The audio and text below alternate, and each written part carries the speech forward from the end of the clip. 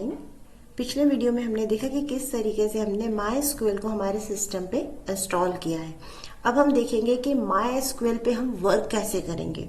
Work करने के लिए हमें सबसे पहले MySQL वर्कबेंच में जाना पड़ेगा। जैसा कि हम जानते हैं हमने वर्कबेंच इंस्टॉल किया है और वर्कबेंच MySQL का वो प्रोडक्ट है जिसमें हम विंडोज की हेल्प से आपका कोई डेटाबेस से इंटरेक्ट कर रहे हैं। तो सबसे पहले हम जाते हैं वर्कबेंच के अंदर। मैं स्टार्ट पैनल से माय वर्कबेंच में एंटर कर रही हूँ।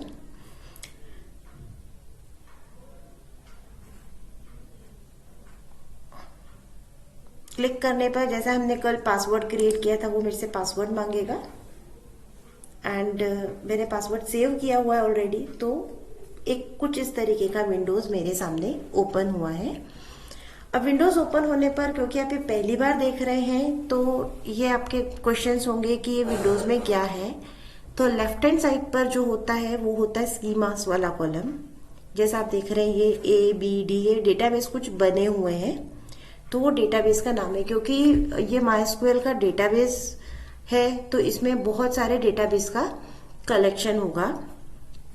नीचे एडमिनिस्ट्रेटर है, अगर आप कोई डेटाबेस एडमिनिस्ट्रेटर है उनसे रिलेटेड काम है। पर क्योंकि अभी आप टेबल डिजाइन करना सीखेंगे या कोई आप डेटाबेस को डिजाइन कर रहे हैं तो आपका इंटरेक्शन स्कीमा से होगा। जो व्हाइट वाला जो विंडो है, ये बीच वाला जो विंडो है ये आपको दिख रहा है, ये कहलाता है क्वेरी एडिटर। इसमें आप कोई भी तरीके की क्वेरीज यहाँ पर लिखते हैं। नीचे आपका है आउटपुट विंडो और इसके बाद राइट हैंड साइड पर आता है आपका हेल्प विंडो। ऊपर आपका मेनू बार है, क्विक एक्सेस बार है। तो अब हम स्टार्ट करते हैं। तो जैसा कि हम बात कर रहे हैं कि हम वर्क कर रहे हैं MySQL पे, दैट इज MySQL। तो पहला क्वेश्चन तो आपका सबसे पहले और वाजिब है कि भाई ये MySQL है क्या।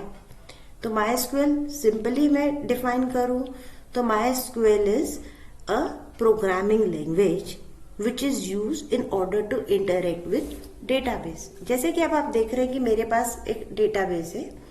अब डेटाबेस से मुझे कोई इंफॉर्मेशन चाहिए या कोई इंफॉर्मेशन को मुझे अपडेट करना है तो मेरे सिस्टम में डेटाबेस किस फॉर्म में है तो मुझे नहीं पता, इसके बारे में मुझे कोई जानकारी नहीं है। तो अगर मैं मेरे एंड से इंटरेक्ट करूंगी तो कैसे करूंगी।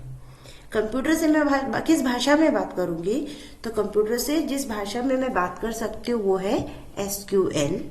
SQL एक रिलेटिव डेटाबेस मॉडल पर बना हुआ है। तो इसमें जो ऑब्वियसली डेटा है वो रिलेटिव डेटाबेस है।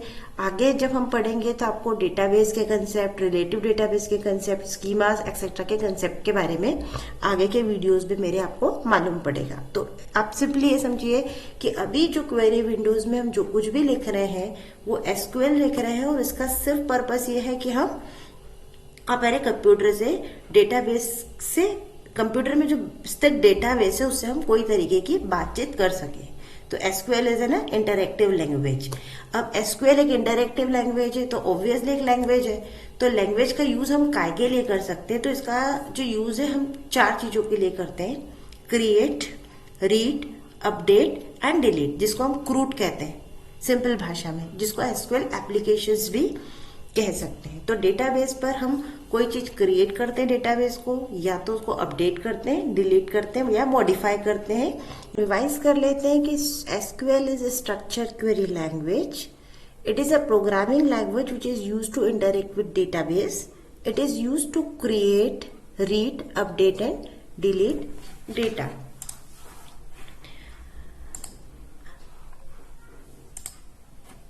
Then what is database? Database क्या है? Database is a collection of data. ये टेबल के फॉर्म में हो सकता है, व्यू के फॉर्म में हो सकता है और ये डेटा को एक मीनिंग देता है और ये हमको हेल्प करता है कि किस तरीके से लॉजिकली डेटा स्टोर हुआ है। अब आप पूछेंगे कि मैं क्या बोल रही हूँ। तो अगर मैं कोई डेटाबेस क्रिएट कर रही हूँ तो अगर मैं सिंपली कोई नाम बोलूं, जैसे मैं बोलूं राम, या मैं बोलूं रोल नंबर 1, या मैं बोलूं सिटी भोपाल, तो इसका कोई मतलब नहीं होता है। पर अगर मैं बोलूं कि राम रोल नंबर 1 राम है जो भोपाल में रहता है, ये मेरे को एक पर्टिकुलर कोई मीनिंग देता है। तो डेटाबेस में हम इसी तरीके से कोई लॉजिकल मीनिंग करके कोई डेटा को स्टोर करते हैं, और उसको हम जब स्टोर करते हैं और उसको हम एसक्यूएल की हेल्प से रिट्राइव करते हैं। तो इस तरीके से हम एक प्रोसेस में एक डेटाबेस मैनेजमेंट सिस्टम का यूज करते हैं, जिसके काम है कोई भी डेटाबेस से कोई डेटा को रिट्राइव करना, उसको स्टोर करना, उस डेटा में रन करना, अपडेट करना, डिलीट करना, एक्सेट्रा एक्सेट्रा। जैसा कि हम अभी देख रहे हैं कि हम अभी एसक्यूएल पढ़ रहे हैं, तो एसक्यूएल एक क्वेरी लैंग्वेज है, जो कोई भी हमारा जो डेटाबेस है, बाय डेटाबेस से हमको वो पर्टिकुलरली डेटा को स्टोर कर रहा है, उसको रन कर रहा है, रिट्राइव कर रहा है, राइट। ये रिलेशनल बेस्ड मॉडल है, इसके बारे में हम आगे बात करेंगे। अब जैसा कि मैंने आपको कहा कि जो डेटाबेस है वो अलग अलग फॉर्म में स्टोर होता है, जैसे कि टेबल में स्टोर हुआ है, व्यू में स्टोर हुआ है। तो आपका क्वेश्चन होगा कि भाई ये टेबल क्या है? तो टेबल एक ऑब्जेक्ट है। डेटाबेस में जब भी आप कोई चीज को स्टोर करते हैं तो वो कहलाते हैं ऑब्जेक्ट। व्यूज भी ऑब्जेक्ट है, टेबल्स भी ऑब्जेक्ट है, और ये एक्चुअली लॉजिकल स्ट्रक्चर है जिनमें कि डेटा रोज और कॉलम में ऑर्गेनाइज होते हैं। जैसे कि आप स्प्रेडशीट, आपने एक्सेल शीट खोली होगी तो आपको वहां रोज एंड कॉलम्स दिखते हैं, वैसे ही हमारे डेटाबेस में टैबुलर फॉर्म में डेटा ऑर्गेनाइज होता है। जो कॉलम वाली फील्ड होती है वो कहलाती है एट्रीब्यूट, और रो वाली जो फील्ड है वो कहलाती है रिकॉर्ड। और एक रो में यूनिक रिकॉर्ड होता है, और उसके बाद हम टपल की बात करेंगे। जैसे कि मैं आपको बता रही हूँ यहाँ पर डेटाबेस स्टार्ट करने के पहले थोड़ा ये बोरिंग सेक्शन है, we have to clear that. जैसे ये टेबल दिख रहा है तो आप देखेंगे 1, ये जो टेबल आपको दिख रहा है इसमें आप देखेंगे कैरेट्स, वेजिटेबल, 4270, बनाना, फ्रूट, बनाना।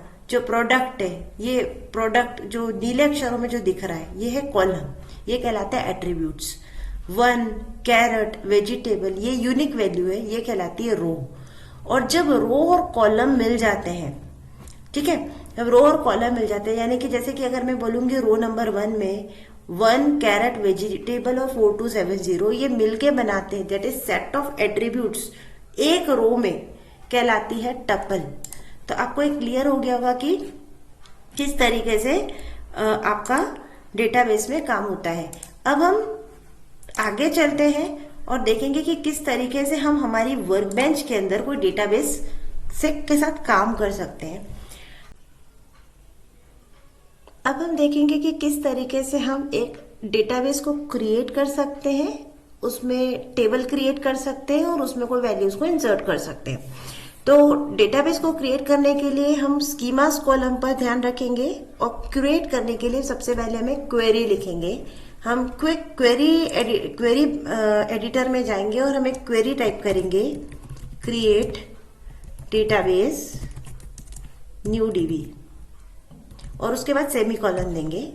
आप क्वेरी देख सकते हैं। अब मैंने इस क्वेरी को सिलेक्ट किया और मेरा जो क्विक एक्सेस बार है उसमें जो 3rd नंबर का बटन है मैं उसको एग्जीक्यूट करूंगी।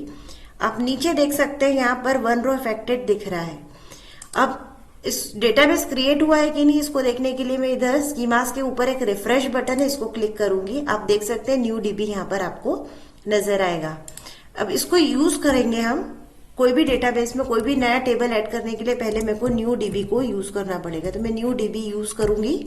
इसको भी मैं सिलेक्ट करके एग्जीक्यूट करूंगी एंड नीचे देखिए 0 रेव अफेक्टेड, मतलब आप यूज कर सकते हैं। यहाँ पर देखिए जब ग्रीन साइन आता है टिक मार्क का, मतलब आपके स्टेटमेंट, आपके सिंटैक्स, आपके डेटाबेस क्रिएशन में कोई एरर नहीं है। पर अगर यहाँ रेड साइन आता है तो ये आपको अलर्ट करता है कि you have to find out the errors.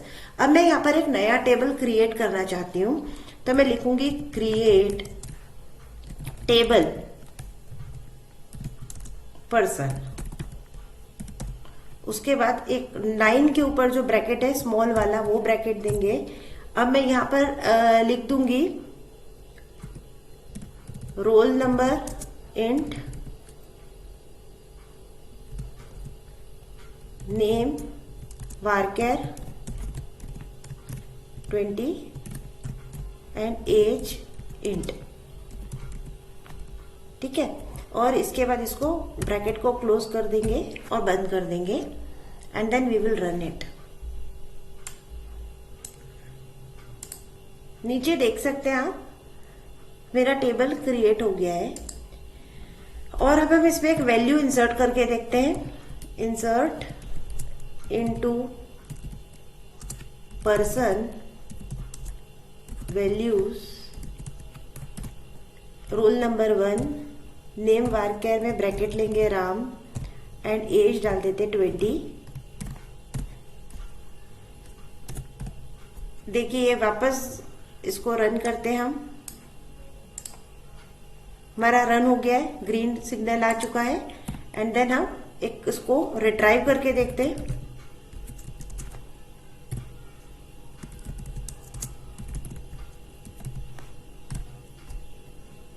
And इसको भी मैं रन करके देखती हूँ। So we get roll number 1 Ram 20। तो अपने पीपीटी पे आते हो, देखते हैं हमने एग्जैक्टली क्या क्या किया है। सबसे पहले हमने वर्कबेंच पे लॉग इन किया और हमने हमारा डेटाबेस क्रिएट किया, दैट इज क्रिएट डेटाबेस। और हमने सिंटैक्स लिखा create database and name of database, जैसा कि आप यहाँ देख रहे हैं, क्रिएट डेटाबेस न्यू डीबी। और ये जो है वो हमारा रो अफेक्टेड हो गया था। देन हमने उसको यूज किया है, यूज डेटाबेस, और उसका सिंटैक्स डाला है। आप देख सकते हैं यहां पर यूज डीबी। अब फिर हमने टेबल क्रिएट किया है, टेबल क्रिएट किया है, देख सकते हैं आप।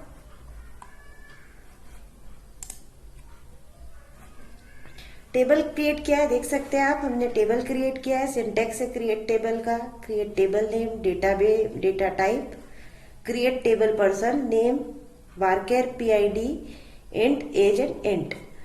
जैसा कि आप देख रहे हैं मैंने डेटा टाइप्स के बारे में बताया है, और डेटा टाइप्स के बारे में हम डिटेल में अगले वीडियो में पढ़ेंगे।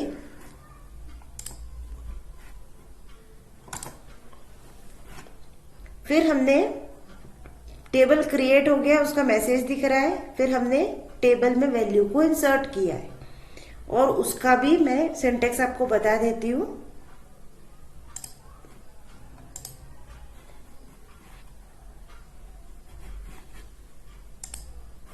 हमने क्वेरी रन करके देख लिया था, टेबल क्रिएट हुआ। फिर insert values into table, syntax में वैल्यू इंसर्ट की है, insert into table name values data value, जैसे insert into person value Ram 1 and 20। फिर उस क्वेरी को रन करके देखा है। अब हम देखना चाहते हैं कि क्या ये डेटा में वैल्यू प्रॉपरली इंसर्ट हुआ है कि नहीं हुआ है। तो हमने उसके लिए एक रिट्राइविंग डेटा की क्वेरी डाली, select star from table name, that is select star from person. आप देख सकते हैं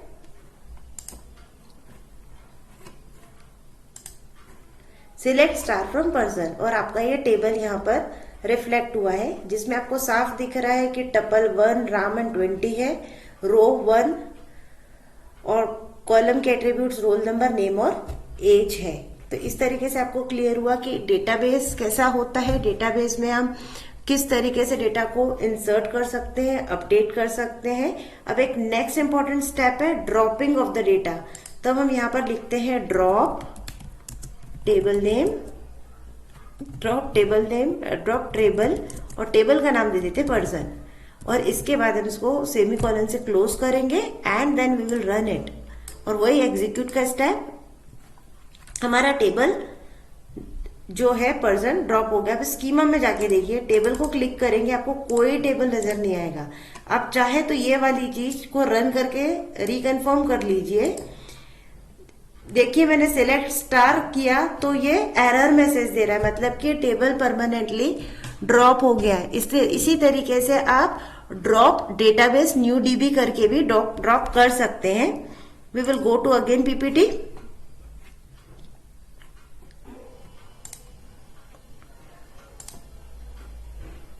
we will go to again PPT. देखिए drop table, syntax of drop table name and drop table person. तो इस तरीके से आपने देखा, कि किस तरीके से हमने एसक्यूएल का यूज करके एक डेटाबेस क्रिएट किया, टेबल क्रिएट किया, उसमें डेटा इंसर्ट किए, रो का, कॉलम का, टपल का कंसेप्ट समझा। आगे वीडियो में हम देखेंगे कि किस तरीके से डेटाबेस होते हैं, एसक्यूएल में कौन कौन से डेटाबेस होते हैं, हमें उन्हें कैसे यूज करना चाहिए। आई होप कि ये वीडियो आपको पसंद आया होगा। अगर आपको वीडियो पसंद आया है तो इसे लाइक और सब्सक्राइब करें। Thank you.